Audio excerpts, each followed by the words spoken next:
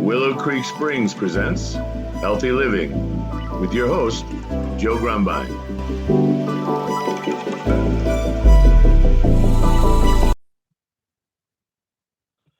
Well, hello and welcome to the Healthy Living Podcast. I'm your host, Joe Grumbine. We got a very special guest today. His name is Benton Savage, and he is the author of a book called Madness Misdiagnosed. And I am pretty interested in hearing about this and all the other stuff you've done. So instead of getting into a complicated intro, Benton, welcome to the show. How are you doing today? Good, fine. How are you? I am fantastic. I'm alive and kicking and not locked up or anything like that. So it's a good day. I've always been alive and kicking, but I have been locked up. I have too. I prefer to not be that way ever again. Me three. So tell me a little bit about yourself. I know you've done a lot of writing. You've published a number of books, but we're going to talk about your most recent book in particular. But, tell me a little bit about yourself. How'd you get to this place? Okay, I wrote Wrong Side Out. This book, Wrong Side Out, Madness Misdiagnosed, was actually written in 2009 or 10. And what it was originally titled Wrong Side Out, The Bipolar Experience. And I thought I was bipolar at the time. And 10 years later, they gave me a different diagnosis. And so this book came into play because I went around for 10 years thinking I was bipolar when I was actually schizophrenic and an extreme case of OCD. Wow. I struggled pretty greatly there for a long time. And the treatments for those two situations, The treatments, nothing like each other, right? mm-hmm. Mm-hmm.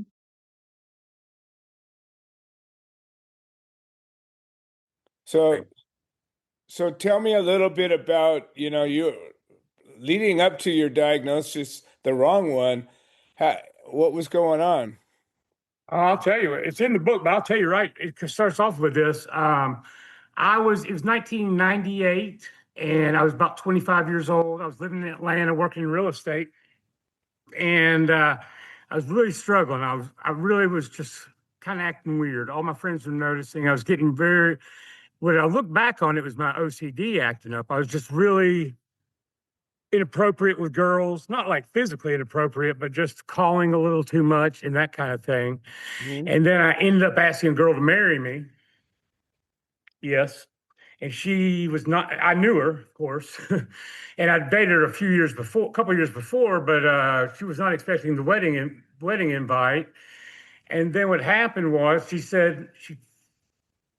very kindly said no. She wasn't ready. She was only 20 years old, and I was about 25.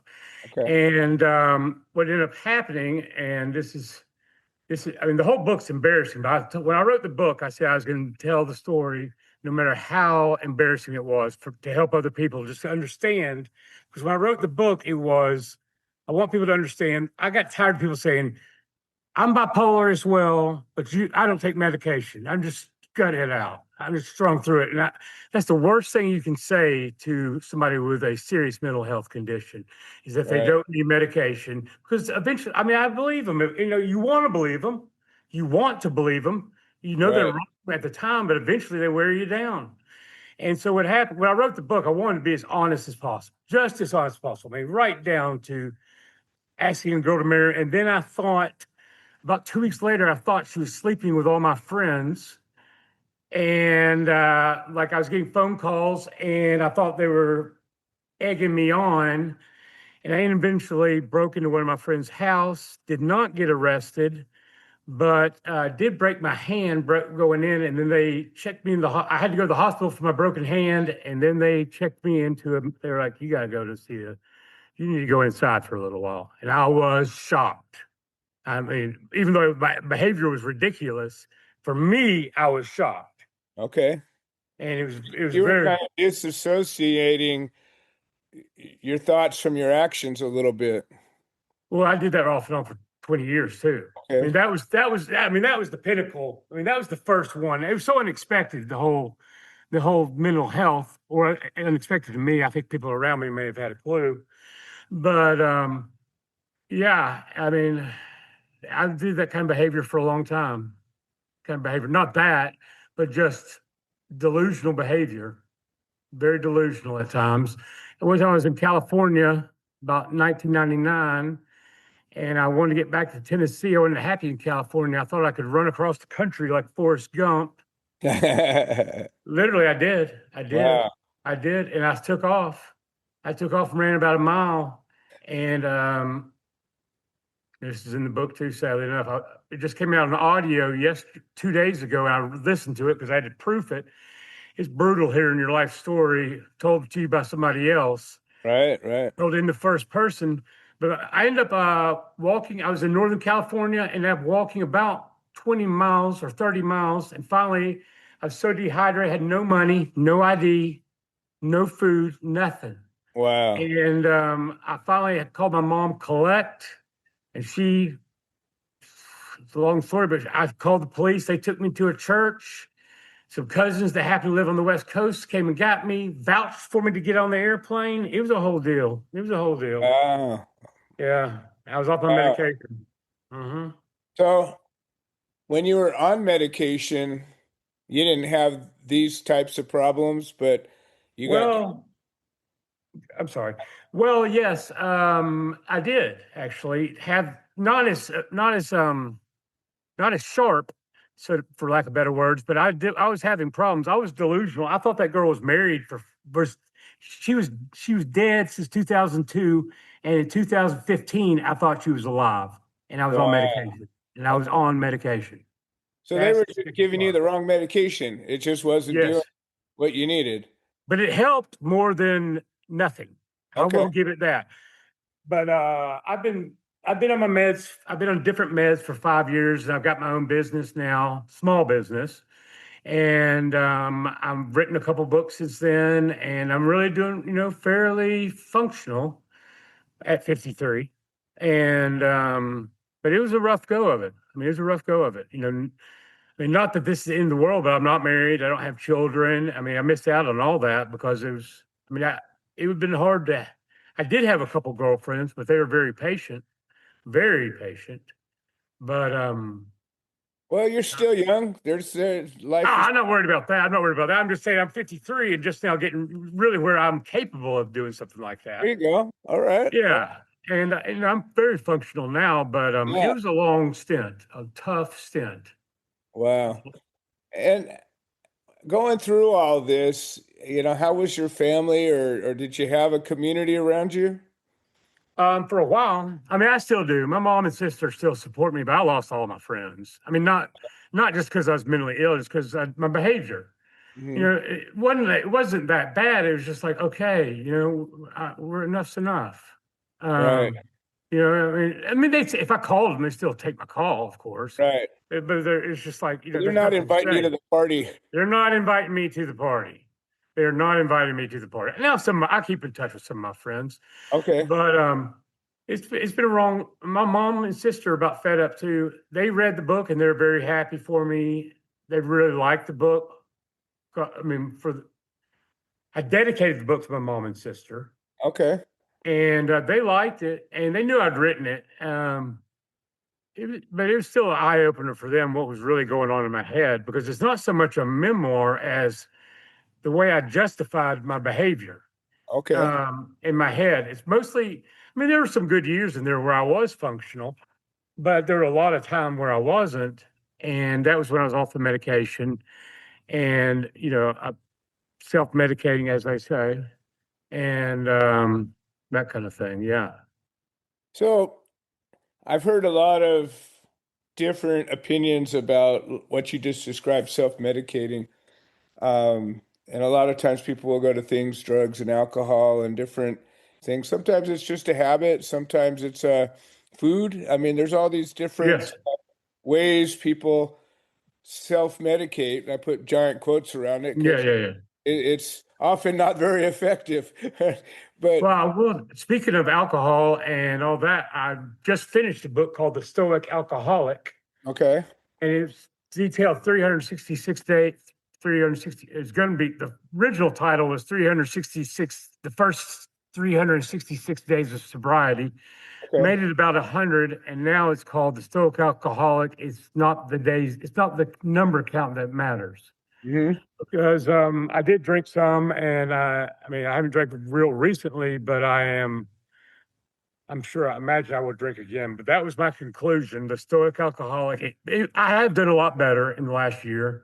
I wouldn't be having this interview if I didn't write that book, just because it helped a lot. Journaling, just evaluating. I hate to use the word behavior again, but that's the word. Right. And actions, your behavior. Actions, whatever. Words that come out of your mouth. And it really did journaling really did make a big difference. And I journaled about 150 of the 350 days. Okay. And it's pretty good. I mean, a couple of people have read it and they're like, this is good. And it's going to get published. It's going to get published. You got the notion to journal from the book you read, The Stoic Alcoholic. No, that's my book, The Stoic Alcoholic. Oh, that is your book. Okay. That is my book. Other book that you read about the 365 days. That was my book. That was the subtitle. Oh, got it. All right. So this is all you. Okay. Yes, sir. You had read somebody else's book. So where did you get the notion to do journaling? Because journaling is a very powerful tool that we talk about all the time. Honestly, I woke up that morning and came up with the idea. Okay. I'd had a rough night, and I was like, I knew I needed to get sober. I was like, AA wasn't going to work for me, or hadn't worked for me, and I wasn't going to go to rehab. I thought it did help. I mean, it did make me reflect on 30 years of alcoholism, and it was very helpful. I would highly recommend it. And I did read a really good book. Speaking of books that were effective, and I've been touting it on these podcasts. It's called Naked Mind. Okay. By Haley Grace. And It's really good. It's really good. What it starts off the book with: if you're drinking, you don't need to, if you're drinking when you start this book, you don't need to stop. And I was like, okay, that's the book for me. And she said, but by the end of it, you won't want to. And you really almost don't want to, because she explains it so well basically, I've come to the conclusion that, yes, I may drink again, but it will have a negative impact on my life. There's nothing positive that will come of me having another drink. So even if I only have one. You choosing to make a bad choice and being aware of it. Yes, exactly. Now, that could be true for anybody if you want to argue it, but it's more true for some people than others. Right. And I think a lot of times, I've battled with addiction in my life, and what you do a lot of is make excuses and reasons why, and rather than acknowledge you're making a bad choice, you know. So I think just ownership of that is a step in the right direction. And there's plenty of alcoholics that do take a drink once in a while and recognize themselves, and it's we're human. That's the thing to remember is none of us are perfect, and we have our journey to walk through, and sometimes you go up and back and in and out, and eventually you kind of get to a place where you're headed, right? Well, I like my conclusion of the book because obviously the 366 days of sobriety, that went out the door after about 100 days, but I kept on writing here and there, and I was like, in the past, I've had months, even years of sobriety in the past. And, you have that one drink and you're like, oh, screw it. I can't do it. When really you only lost one day of your life. You can start back over the next day, and it's really not that big of a deal in the big picture. But it is hard not to pick up a drink the next day.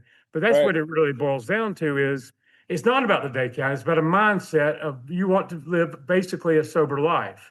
Right. So in a way, I think the conclusion of my book was actually maybe even better because 366 days of sobriety, what is that going to teach anybody? Right. But I really go into my struggles. I go into other struggles when you're talking about food and substituting for food in stressful situations. I go to sugar or food, or food is very much an addiction. That's a safe go-to, but I can eat food like crazy. I can eat a whole pizza in about an hour or two if I want to. I hear you. I think we got a lot in common, actually. Yes, I got a big appetite. Yeah. No, I have to keep check on it. I had an issue that way myself. So as you decided to write, the first time you wrote and all the way to this most recent book. Tell Mhm. me a little bit about the development. I mean, it doesn't sound like you know, majored in English No, literature I did not. or took a lot of courses on writing. It sounds like you just jumped into it. Um, Well, yes and no. Yes, okay. I've always been a big reader, Uh-huh. very big reader, but no English teacher ever said, Benton, dedicate your first book to me. You're so talented. No teacher ever said that, but I was a good student. Okay. Nevertheless, no teacher said that to me. But I will tell you but I have always been a big reader. I mean, I always read the classics. I'll take on a Harvard professor, English professor on 20th century English. Nice. But well, the reason I started writing was actually that girl that asked to marry me. She had a few issues too, not quite like mine, but she said she was studying to be a doctor at the time, and she'd read a book called An Unquiet Mind by Mhm. Kay Redford Jamison, which is really famous. It's famous in in that genre, but All right. it was a doctor. It was a research person who researched mental illness, diseases, like a scientist, more or less. And she had bipolar, so she Okay. wrote about it from that standpoint. All right.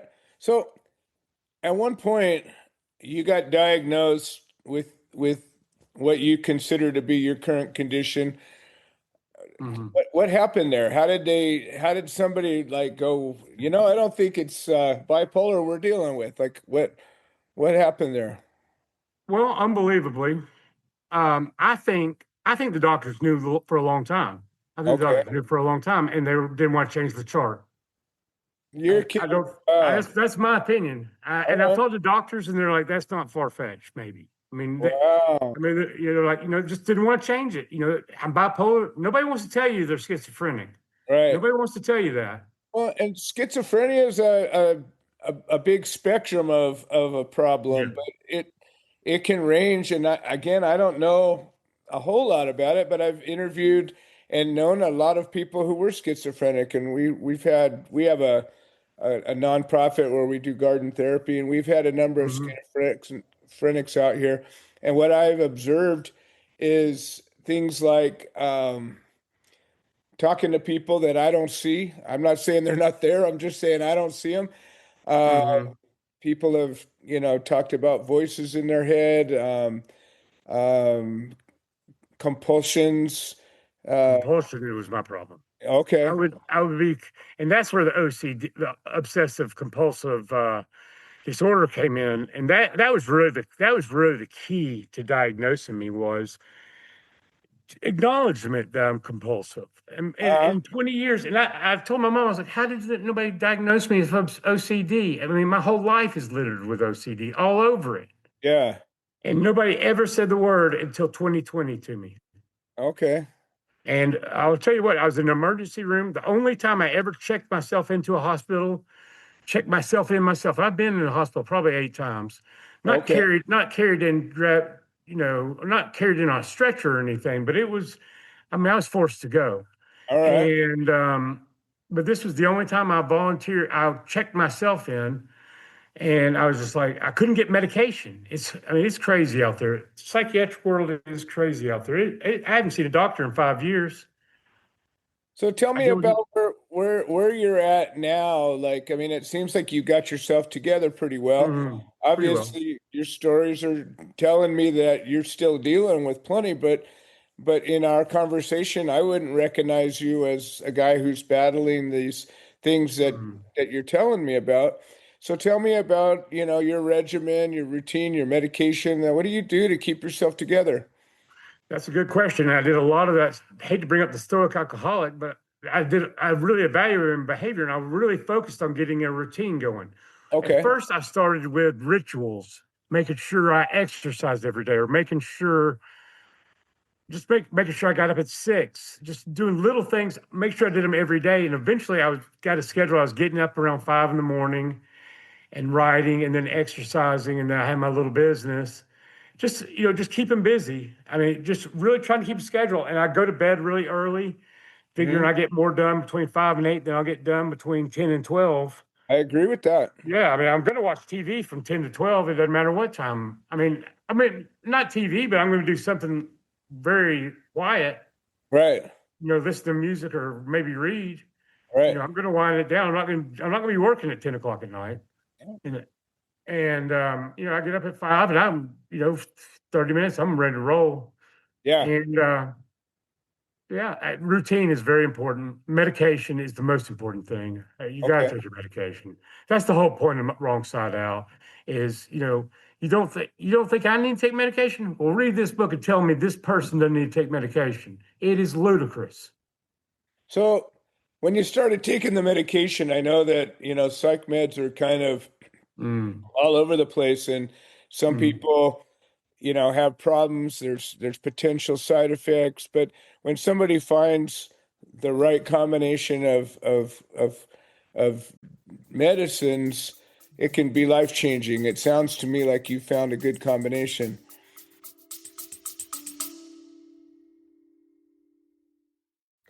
Hi, this is Joe Grumbine, and I wanted to share an update. The platform that hosts this podcast has made some changes to the subscriber settings, and we have a number of subscriber-only episodes that we offer to the supporters, and for a minimum of $3 a month, we can get you signed up. And if you're already signed up and you're having some kind of trouble locating these episodes in the other platforms, I would say maybe the best answer is to unsubscribe and then resubscribe. I'm sorry for the hassle. I don't have any way to make a change, but I'm very grateful for all the support. Thank you. Yes, I started off on lithium, which is the go-to for bipolar, and I hated lithium. Okay. Because it made me, I gained a lot of weight, which is okay. It made my mouth dry all the time, but it really gave me the shakes. I mean, it really gave me the shakes. It was just a very uncomfortable drug. Because you probably weren't deficient in it. Well, that's what they end up saying is that I'm saying when you got a negative response, like I know plenty of people that take lithium and it just levels them out. They don't have those kind of side effects. I think the dry mouth is common for a lot of medications, but the shaking and all the other stuff is, I think if you had that imbalance and you were lacking it, you probably wouldn't have had those symptoms. Right. Well, currently right now I'm taking Abilify, which has been a wonder drug. I mean, it's great. Before that, I took Zyprexa, and that's tough. But Abilify works for me. It's different body chemistries. I mean, other people's Zyprexa may work great for, and I took Zyprexa for years, and it just didn't work. All right. But Prozac and Wellbutrin. The Prozac is pretty much the go-to for OCD. There's really not much drugs they can give you from OCD, from what I understand. Paxil and I'd been on Paxil. Ironically, I'd never taken Prozac until I was finally diagnosed. And I take the Prozac. The medication is key. I mean, it doesn't matter what my routine is. It doesn't matter if I ran a marathon. If I walked a marathon every day, I'd still be nuts. And but the medicine really is everything. Medicine, and I'd say exercise is second. And sleep in normal patterns. Sleeping at night. That's a big thing that people don't do. Is they end up sleeping odd hours because they're holding odd jobs, or if any job, and they end up watching TV till 4. Next thing you know, they're up till 4 every day, sleeping till noon. I mean, unless you're working those hours, it's not the lifestyle you should be leading, in my opinion. Well, my opinion is generally not a lot of good things are happening between 2 and 5 in the morning. Not at all. And those that are up are either working some kind of a graveyard job or in some kind of trouble. Exactly. Well, listen, this has been a fantastic conversation. I'm really glad you're able to share. I'd like to hear about the publishing of your most recent book. When is it coming out, or is it out already? Wrong Side Out came out December 29th. Okay. And it is doing very well. It's got 31 reviews on Amazon now, and like a 4.7 rating or something like that. I checked it yesterday. And I get calls from people asking. The goal is to get with. This is basically self-published. Okay. And the goal is to get with a traditional publisher, not only for this book, but for my other books. I consider myself a serious writer. I've been Okay. writing for a long time. I have worked other jobs when I could, and I've got my own business right now, a short-term vacation rental business, and it's doing fine. But I'm capable of doing that. It's a pretty big responsibility. I mean, it's not the hugest, but for somebody like me who hadn't done much, Right. I live in fear of them reading this book. Right. This is the guy we're going to rent our vacation spot from. Okay, great. Right. I mean, yeah, it's the truth. I mean, I tell people, I'm like, yeah, if I read this book, I wouldn't let this person manage my buildings, but that's neither here nor there. Well, I think there's two things happening. I think the world is a lot more chaotic than it ever has been. Yeah. And I think family support groups are fractioned, and it's harder to find real support in a world where we don't talk to each other the way we used to. Um, but at the same time, I think the rise in mental illness is also because of more people getting diagnosed. I think when I was a kid, they called me hyperactive. They Right. wanted to put me on medicine. I think fortunately my parents said no, and I was able to manage my crazy brain by just Yeah. keeping busy. And I was probably right on the edge of something, but not on the other side of it. And I was able to, I'm still able to manage myself by keeping busy, but I keep myself busy, that's for Yeah. sure. Yeah. I keep yourself And busy.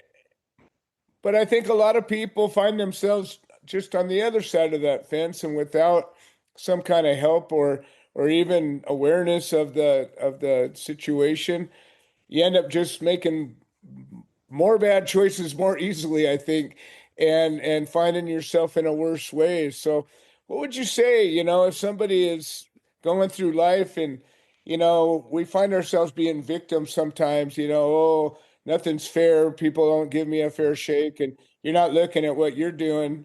What would you say to somebody who's maybe considering looking into some kind of treatment or getting diagnosed, or what would your message be to somebody like My that? message would be, well, if you've got extreme illness like me, you can't. I mean,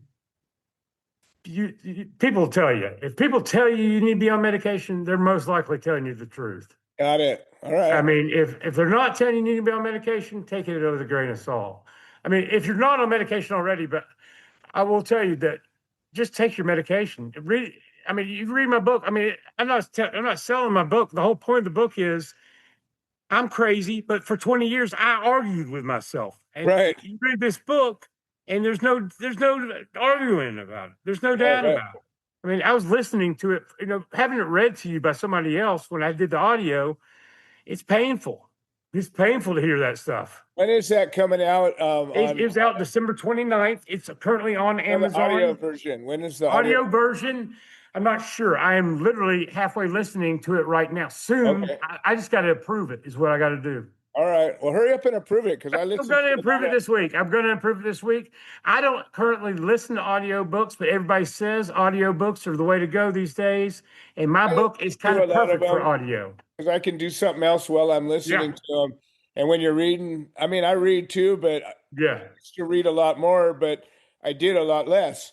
And Yeah. now I got a lot more to do, so I listen to more books. Well, I've enjoyed it. I've enjoyed listening to it. This is the first one I've listened to, like I said, and this is my book. But like you said, you can kind of walk around and Yeah, just do yeah. little Do other chores things. Yeah. and Go I for a mean, hike and listen to a book, and yeah. I Well, mean, it's like my kind of a cool. housekeepers listen to books on tape all the time for my Sure. short-term rental vacation. They're the ones that told me like, you got to get on audio. I might even listen to it. Yeah, I mean, yeah, I yeah. totally agree. I totally agree. All right, well, why don't you tell us once again how people can find the book and how they can reach out to you? You ever thought about, I don't know, in some way, kind of counseling folks when I know a lot of people share experiences the way you have, and a lot of times when we go through something like I just overcame cancer. I spent the last year and a half battling, almost dying, and all of that. But now I Right. talk to people that understand that, and I can help them. Where before, Yes, my father passed away of cancer when I was 17. well, I now understand it, and I Yeah, learned some things to help maybe some people stay alive longer.